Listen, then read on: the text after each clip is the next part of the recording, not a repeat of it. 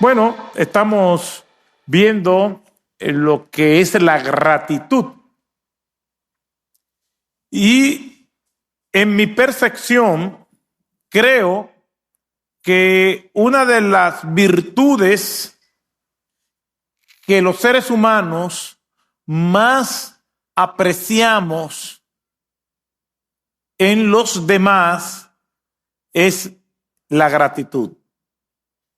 Ver personas agradecidas. Creo que eso adorna la vida de alguien. Y creo que la gratitud es como una frontera. Es como un gran muro que cuando alguien que nosotros estimamos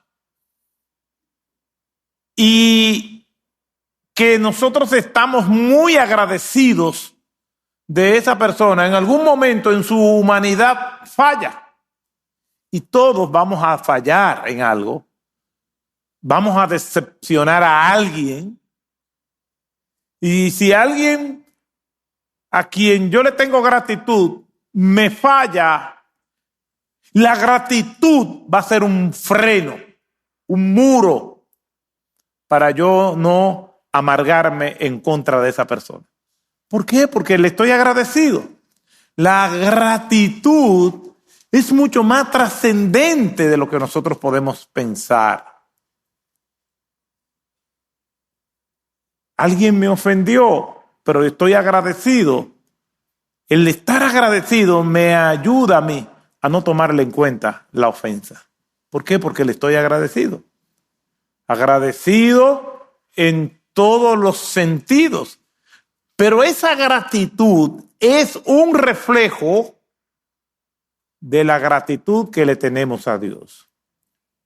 Es decir, Dios nos ayuda a nosotros canalizar bien la gratitud que debemos dispensarnos los unos a los otros. Por eso hoy vamos a estar viendo nuevamente este hermoso pasaje, y vayan conmigo a las Escrituras y vamos a estar leyendo en lo que yo pudiera considerar mi salmo preferido. Salmo 103.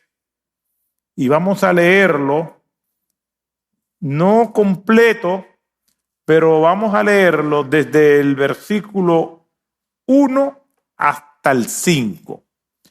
Salmo 103, versículos 1 al 5. Y dice la Escritura de la siguiente manera: bendice alma mía al Señor, y bendiga todo mi ser su santo nombre.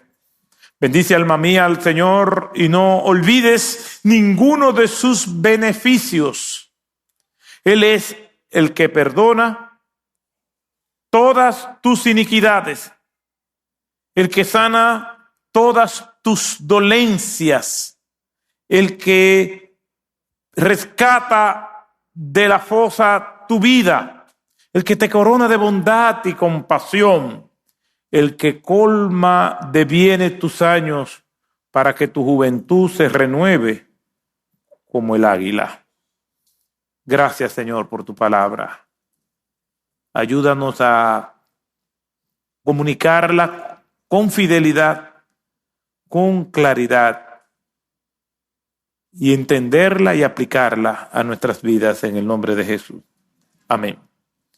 La semana pasada, o la semana que me tocó hablar y compartir con ustedes este pasaje, decíamos que los salmos que tenemos en el libro que llamamos los salmos son unos 150.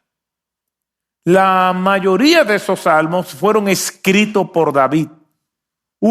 75 salmos. El resto se lo reparten entre varios autores. La palabra salmos lo que significa es alabanzas con todo lo que se pueda tocar, pero principalmente con instrumentos de cuerda. Pero en el Salmo 150 se nos dice que debemos alabar a Jehová con todo lo que respire, alabe al Señor. Es un imperativo de que nosotros tenemos que alabar y bendecir el nombre del Señor.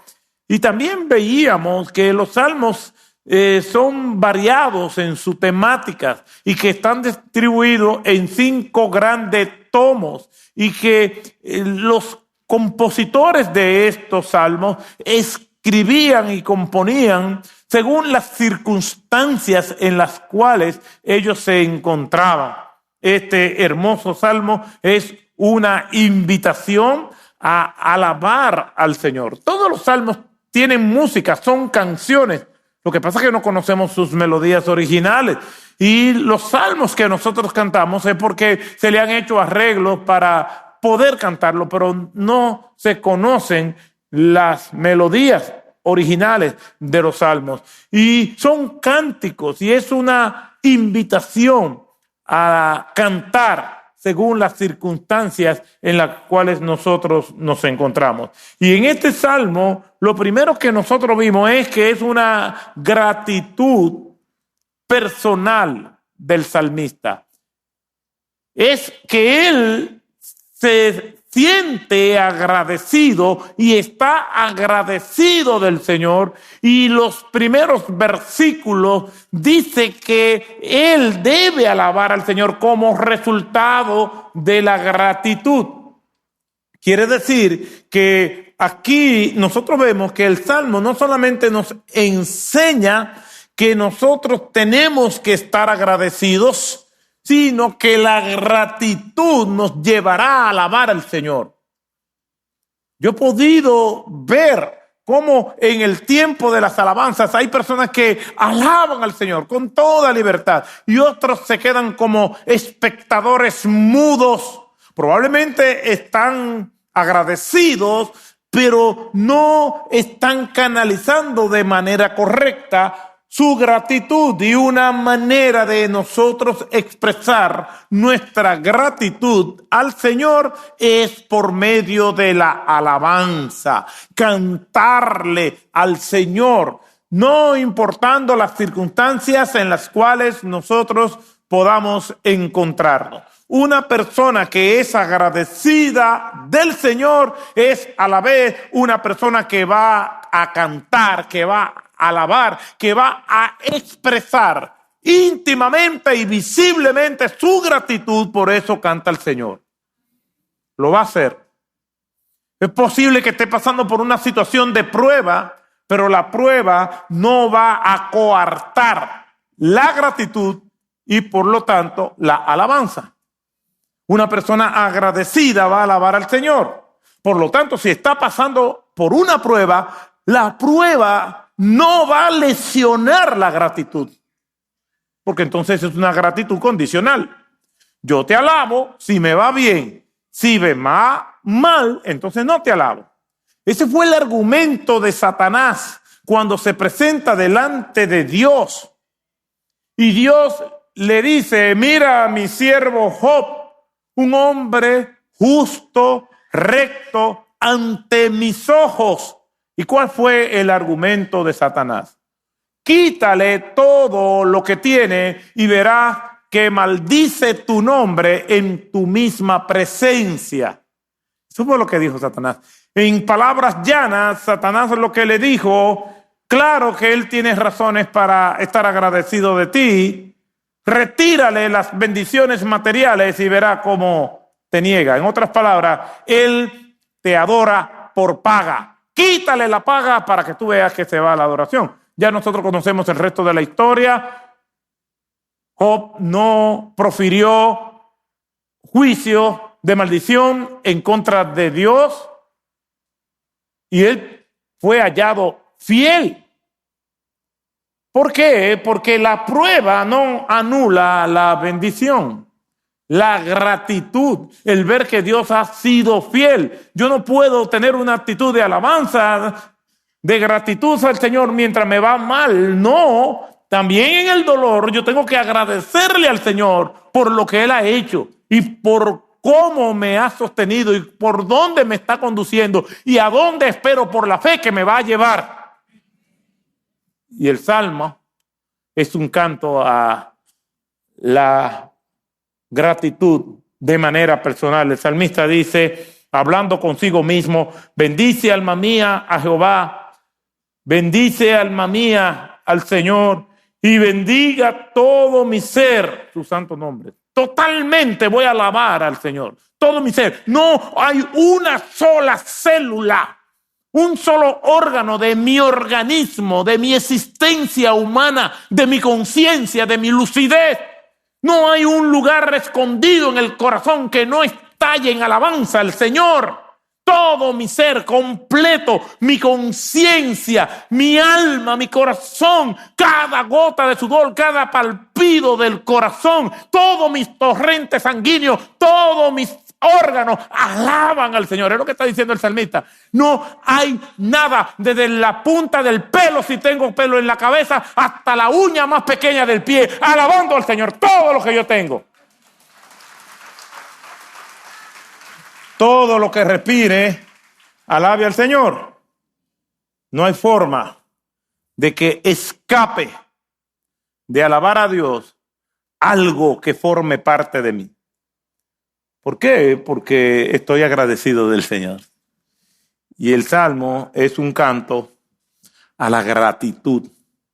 Y por eso él canta, porque se siente agradecido. Hay una íntima relación entre gratitud y alabar a Dios. Si una persona está agradecida del Señor, va a alabar y va a cantar. Así que no se quede callado ni callada. Abra su boca. Así como usted abre su boca en la casa para pelear, ahora abra su boca para alabar a Dios. Alabe al Señor.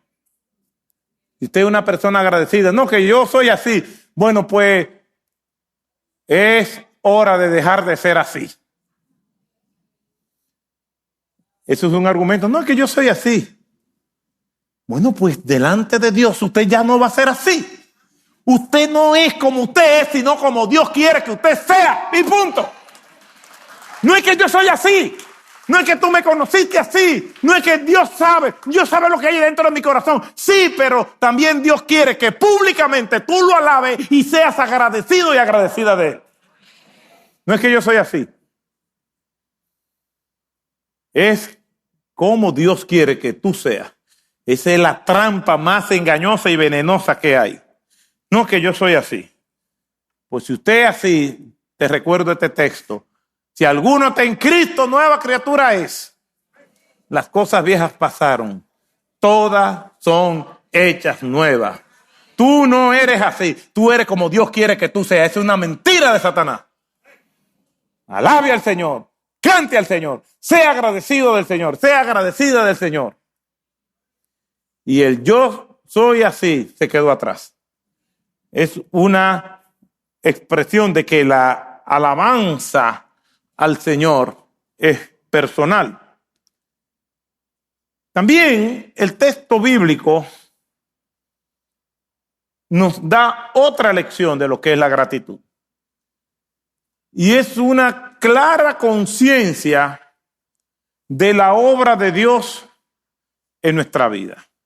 Es una clara conciencia. Yo estoy claro, estoy profundamente convencido de que Dios ha sido bueno, misericordioso y ha prodigado mucha gracia sobre mí. Y volvemos otra vez al repaso. El repaso es que todos nosotros nacemos ¿cómo? Todos nacemos pecadores. La imagen que me viene a la mente de la condición del ser humano, de todos nosotros cuando nacemos, es en un ataúd dentro de una celda. Nacimos muertos espiritualmente, porque eso es lo que dice la Escritura. Por cuanto todos pecaron y están separados, destituidos de la gloria de Dios. Nadie nace bueno, no hay bueno ni aún uno, no hay quien busque a Dios, no hay quien entienda. ¿Por qué? Porque nacemos espiritualmente muertos. Sin embargo, el Señor, por su obra en la cruz del Calvario, nos dio vida. A ese muerto espiritual, el Señor le dio vida y lo salva. Esa es la extraordinaria verdad que nos presenta Efesios capítulo 2, Verso 1, que Él nos dio vida cuando estábamos muertos en nuestros delitos y pecados.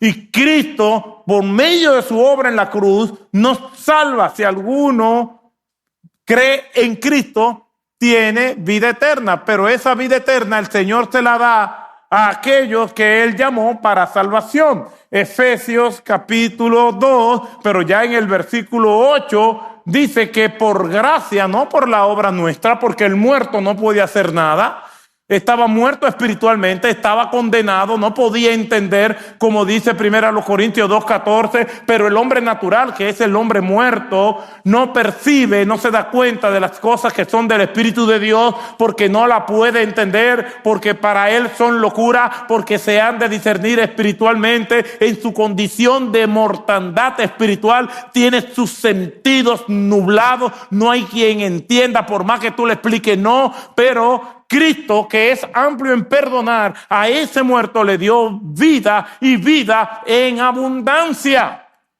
Entonces, Efesios 2, 8 y 9 dice que por esa gracia, es decir, gratuitamente soy salvo por medio de la fe. Pero la fe no es un don mío, también es un don de Dios. Por medio de la fe somos salvos, y esto no es don de vosotros, pues es don de Dios, no por obra, para que nadie se gloríe. El Señor me salva, me rescata de la muerte, me da una vida nueva, para que entonces, como dice Efesios capítulo 2, verso 10, yo ande en las buenas obras que el Señor preparó de antemano para que yo y todos los nacidos de nuevo anduviésemos en ella. Un creyente agradecido está claramente consciente de esa obra del Señor. Estábamos muertos, nos salvó y ahora nos pone en el camino para que nosotros vivamos por ese propósito. Y eso es lo que dice el Salmo. Miren qué belleza lo que el salmista ahora dice en ese versículo 3.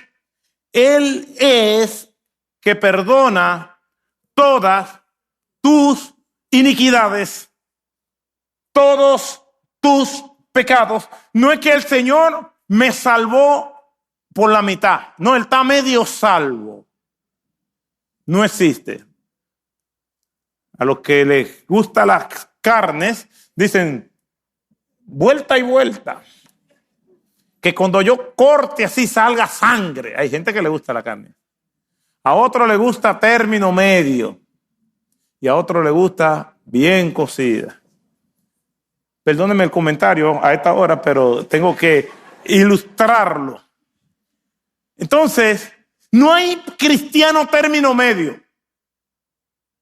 No hay cristianos que están bien cocidos. No hay cristianos por la mitad. O somos cristianos o no somos cristianos. Hay personas que me han dicho a mí, no, pastor, porque yo soy medio convertido. No, usted no es convertido. Yo soy casi cristiano. No, no hay casi cristiano. Ese era el hermoso poema de Rubén Darío. Casi, casi me quisiste. Casi, casi te he querido. Si no fuera por el casi, casi, casi me caso contigo. No existe. No existe el casi. Es que el Señor nos salva de una vez y para siempre. El que cree en mí, yo les doy vida eterna. Y ya. Entonces, no es que yo me convertí a Cristo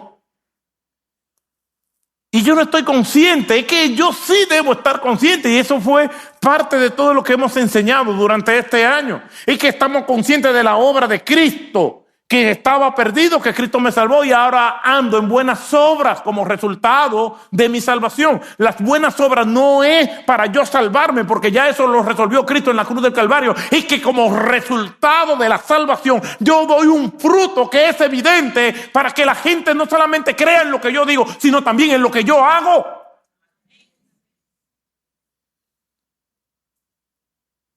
Y esa salvación que pudiéramos decir, como decía Martin Lloyd-Jones, que tiene 3 tiempos. Cristo me salvó,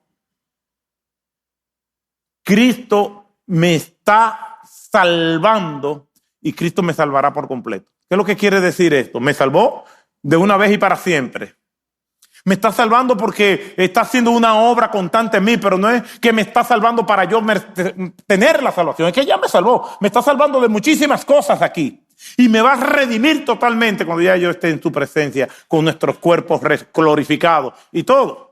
Por eso no se preocupe porque usted sea feo. Eso en la eternidad, eso va a ser nueva criatura totalmente, con cuerpo glorificado. Todos vamos a ser hermosos. ¿Qué importa sufrir los 70 años, los 75, los 80 que usted tiene siendo feo? Sí, aguante su bullying que por la eternidad y eso ya no va a estar. Mientras tanto, sea simpático y simpática y que el gozo, porque eso ayuda mucho, se lo digo yo que tengo experiencia en eso. Hay que ser simpático para que... ¡Ay, qué simpático el pastor! Que obligado. La gratitud es el resultado de una clara conciencia de la obra de Dios. Yo estoy consciente que el Señor me salvó, que me libró, me sacó de las aguas putrefactas del infierno y me hizo una nueva criatura.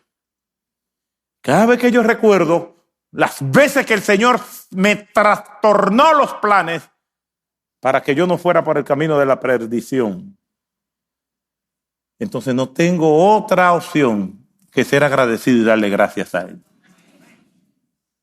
Él es que perdona todas tus iniquidades.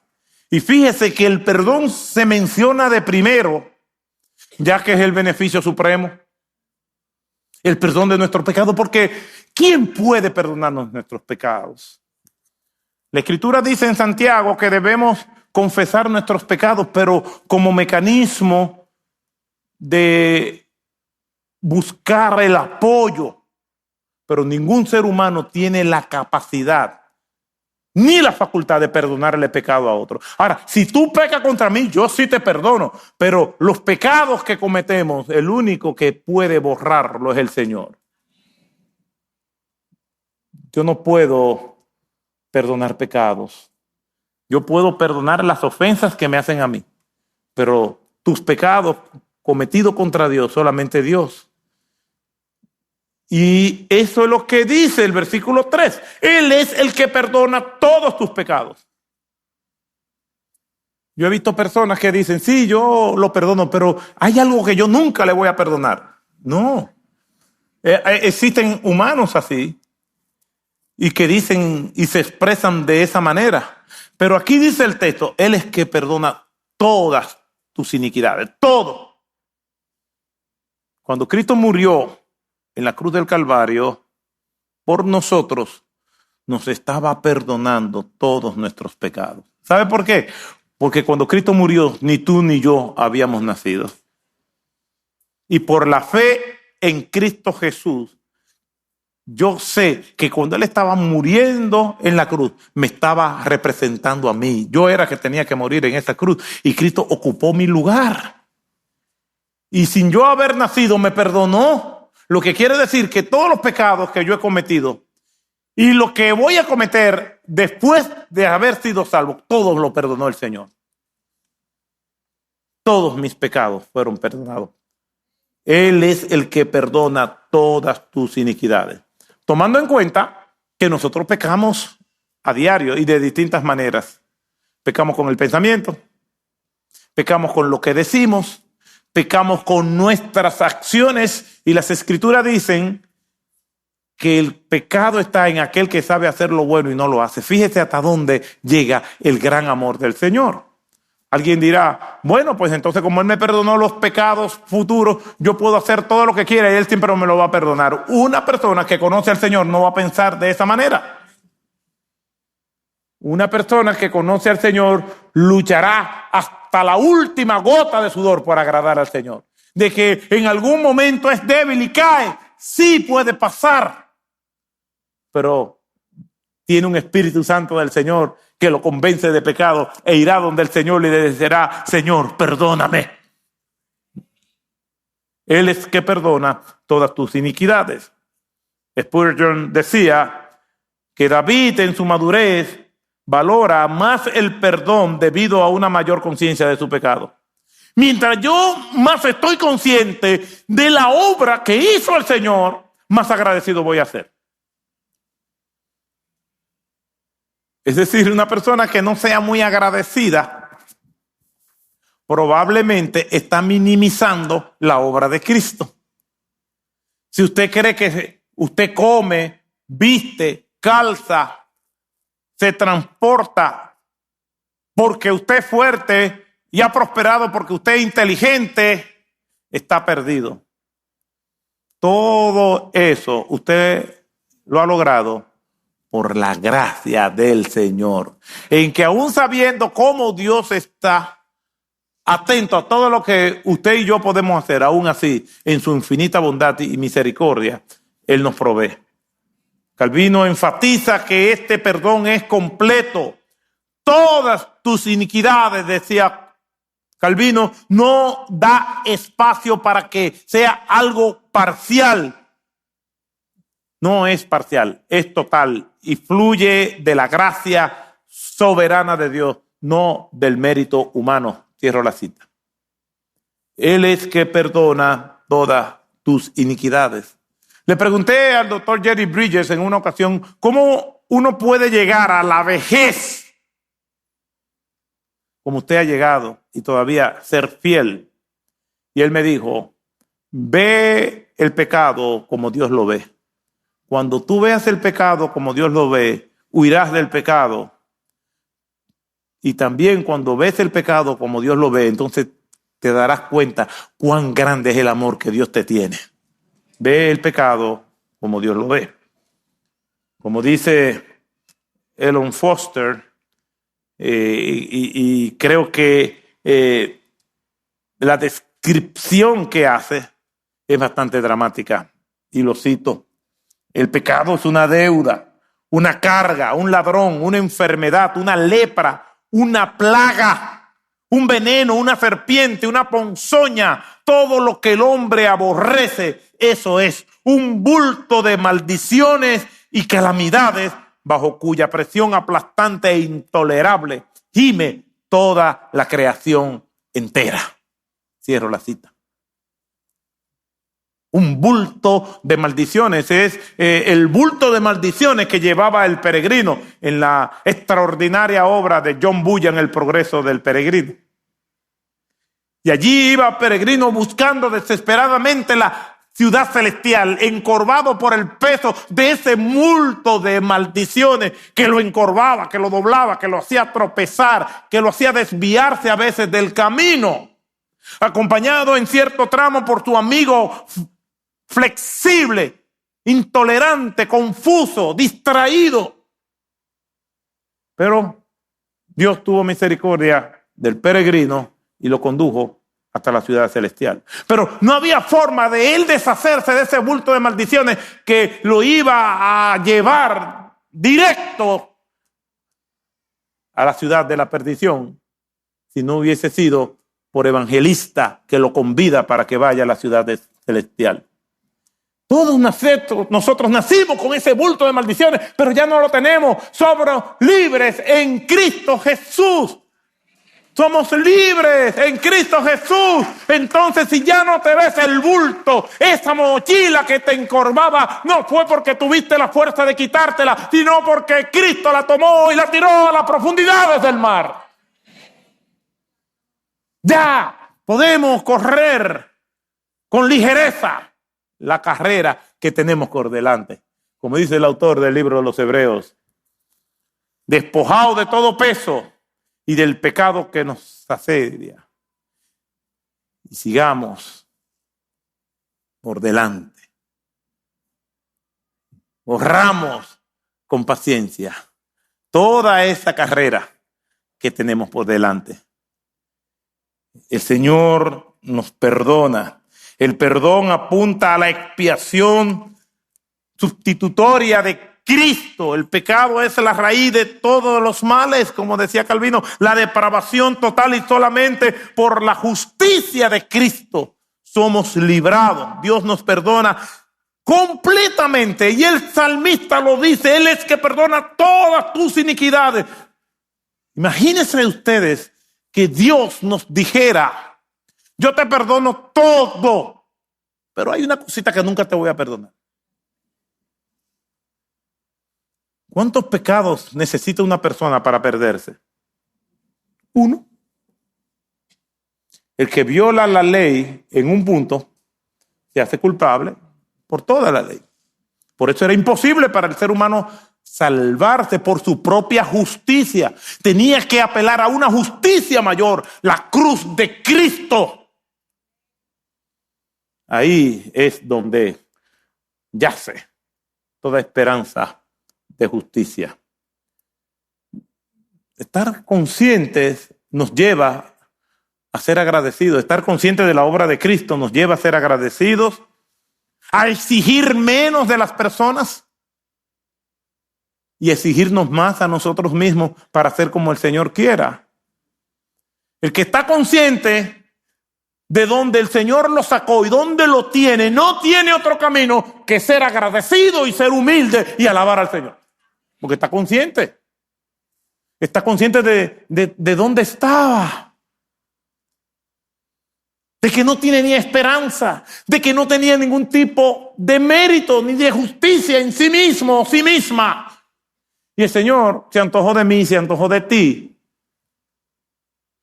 No hay forma de expresar esa gratitud sino alabando al Señor, de siendo humildes, de siendo tolerantes.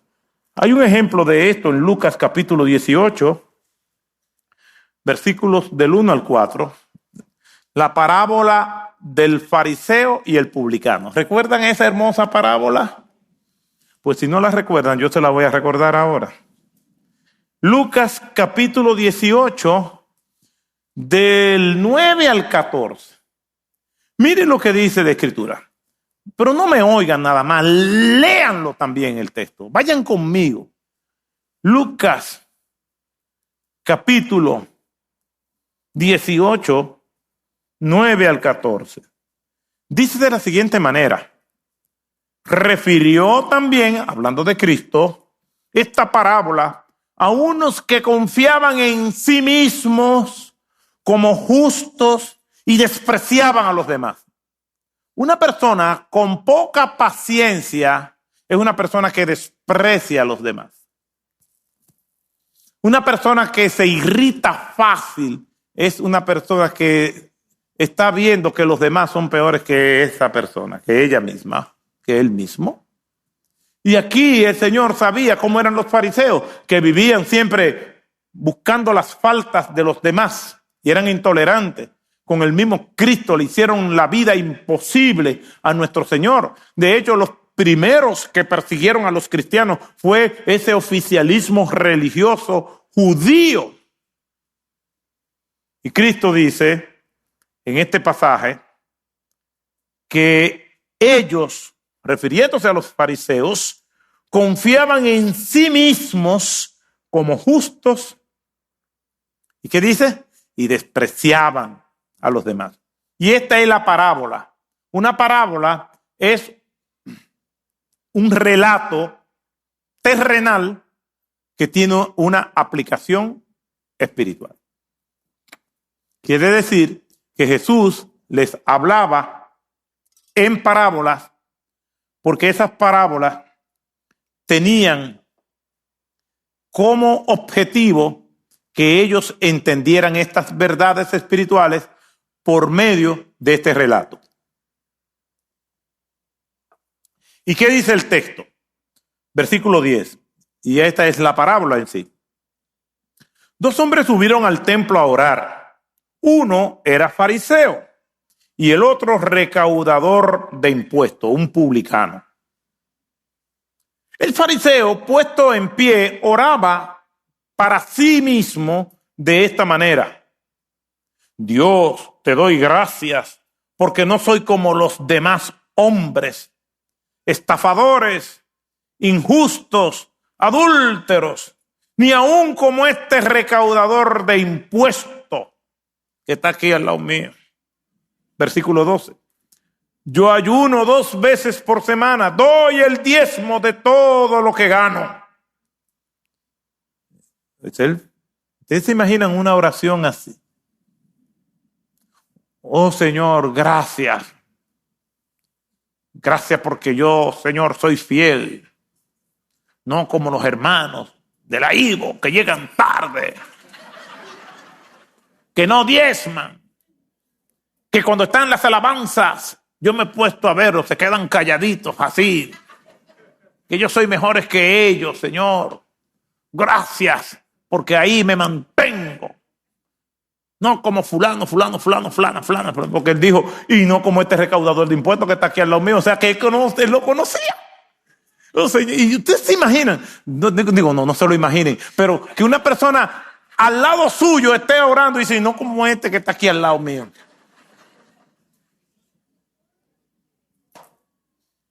Entonces, el recaudador de impuestos, versículo 13, de pie y a cierta distancia, no quería ni siquiera alzar los ojos al cielo, sino que se golpeaba el pecho diciendo, Dios mío, ten piedad de mí que soy pecador. No decía más nada. Solamente, ten piedad de mí que soy pecador. John Stott, cada vez que subía al púlpito, oraba de esta manera: Señor, ten misericordia de mí y de quienes me escuchan. Yo hago la misma oración. Cuando voy subiendo aquí, le digo, Señor, ten misericordia de mí, ten misericordia de los que me escuchan. Este hombre dice, Señor, ten piedad de mí que soy pecador. Es lo único.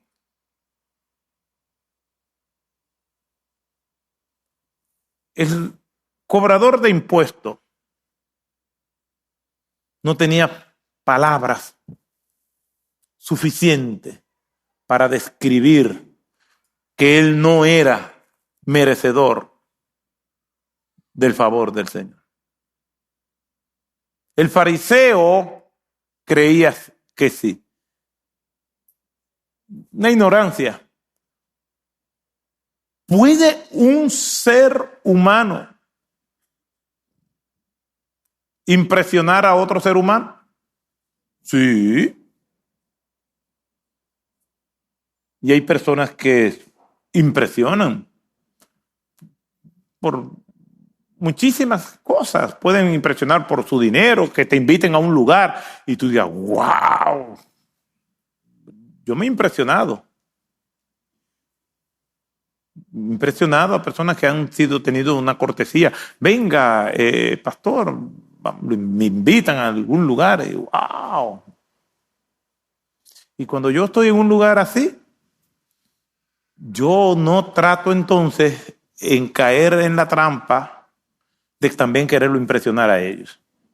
Porque así somos los seres humanos. Te invitan a una casa hermosa. Si está hermosa, dígaselo. Oye, qué bonita está tu casa. Qué bonita te queda esa ropa. Qué bonito está esto. La comida, qué bonita, aunque muera después que te la coma. Pero no seamos mezquinos. Pero lo que entramos es entonces en querer competir. Siempre digo, los elogios se dan en públicos, las quejas en privado. ¿Ya? Elogie en público, no sea mezquino, de sus labios, diga todo lo que pueda salir de sus labios, que sea lo bueno del otro.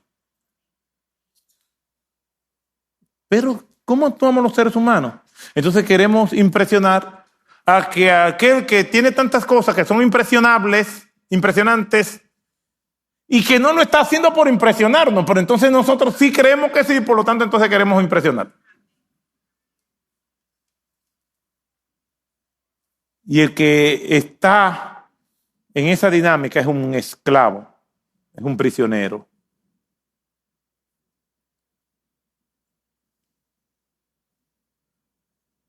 El fariseo quería impresionar a Dios. Oiga esto. Los seres humanos sí podemos impresionarnos, Y es posible que alguien se proponga impresionar al otro y lo logre. Yo vivo impresionado, yo me impresiono por cualquier cosa. Y quiero seguir siendo así porque me mantiene sensible. Y yo le he hecho la historia de que me invitaron a comer a una casa. Y aquello me impresionó.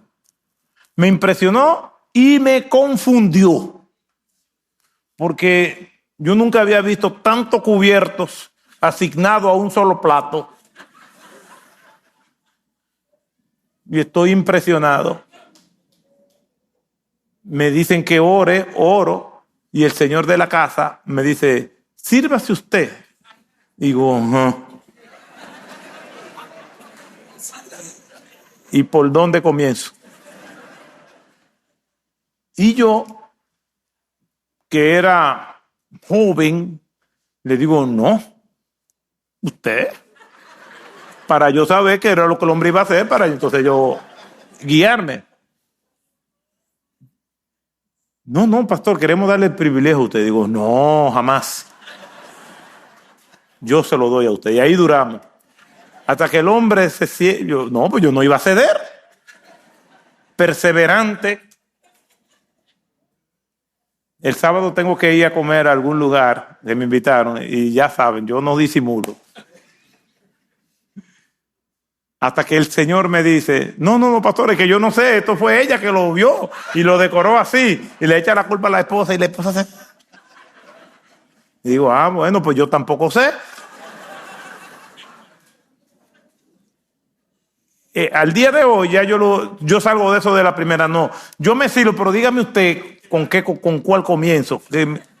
Yo se lo digo, en aquel momento yo todavía quería disimular, por eso es que uno va creciendo y va madurando, porque... No, dígame usted, ahí fue que nos descubrimos el uno al otro. Y que yo sepa, a mí me sobraron 4 cucharas. Que yo sepa. Con una es suficiente y eso un tenedor, una cuchara y un cuchillo ya. El postre se come con una, si no aparece uno hace así con una serie y se come el postre también. El publicano quería impresionar a Dios, el que conoce las interioridades del alma humana. Pero somos tan ignorantes que creemos que vamos a impresionar a Dios. Dice el Señor en el versículo 14, os digo que éste descendió a casa justificado, hablando del cobrador de impuestos. Con todo lo ladrón que era, pero se humilló delante del Señor. Reconoció su pecado. Dice, regresó a su casa justificado, pero aquel no. Hablando del religioso, no. Porque todo el que se ensalza será humillado, pero el que se humilla será ensalzado.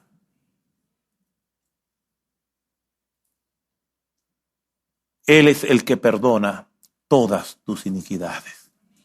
Eso lo comprendió el publicano, el cobrador de impuestos, pero no lo comprendió el religioso. El publicano no sabía la escritura, pero sí sabía que él era pecador. El religioso se sabía la Biblia, pero era un arrogante y orgulloso. Por eso, cuando el salmista dice, Él es que perdona todas tus iniquidades. Cuando pensamos en eso, cuando yo veo que lo que yo he hecho es peor que lo que ha hecho todo el mundo, entonces no tengo otra opción que ser agradecido y ser humilde. Y mi trato con los demás, ser paciente y amoroso.